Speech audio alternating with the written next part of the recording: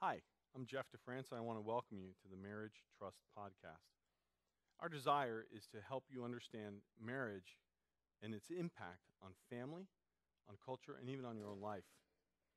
Ephesians chapter 5 gives us these words. For this reason, a man will leave his father and mother and be united to his wife, and the two will become one flesh. This is a profound mystery, but I am talking about Christ and the church.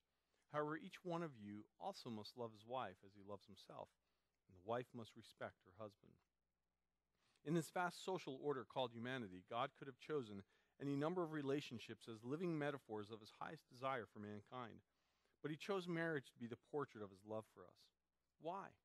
Well, no relationship better epitomizes the intimate love God desires for us to have for him and the selfless love that he has for us.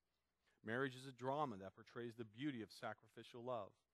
Here, this is seen in the man's responsibility toward his wife in this passage, but it is also seen in the mutual truth of submission and sacrifice to one another.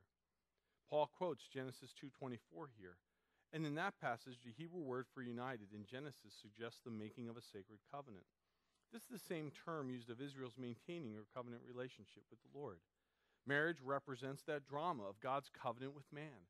It is not contractually based on what I want to get out of it, but covenantally based on what I will sacrifice for it.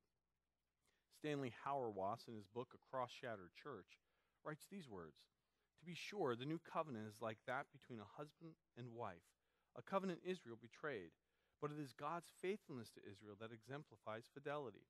The fidelity that should be characteristic of marriage is first learned not in marriage, but in intimating God's faithfulness to his people. Marriage is intended to be the living reminder of the covenant God has with us, particularly of the cost that was paid for us by Christ to be in covenant relationship with God.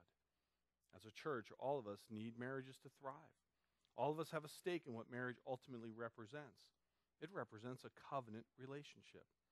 As I reflect on this, I wonder what implications there are. Since it is clear that marriage is a living metaphor of covenant relationship with God, it bears to reason that everyone has a stake in its vitality and the sanctity. If an individual is not faithful to the vows, all their vows, what does that indicate about their attentiveness to their vow to follow Christ? If someone is sexually active outside of marriage, where does fidelity to God matter in any area, if not this one? And if we simply view divorce as a convenient civil and contractual option, how does that translate to our attitude about determination in relationship with God? It is from God that we learn what sacrificial love looks like, and it is with our lives that we reveal the difference it makes. And what we reveal to our children and community about marriage makes a difference. When a couple invests in their marriage, they invest in their children and in the good of the world around them. Too many couples make the mistake of not actively nurturing their marriage in the name of caring for their kids or growing a career or developing other interests. But the truth is, love is an act of the will. So keeping the covenant is both an act of the will and an act of worship. What are you doing to invest in your marriage? Why don't you sit and think about some ways you can do that in a new way?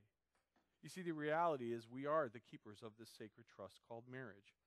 Borrowing again from Stanley Hauerwas, he writes, marriage between Christians, shaped as it is by the love learned in the church, cannot help but be an institution of hospitality.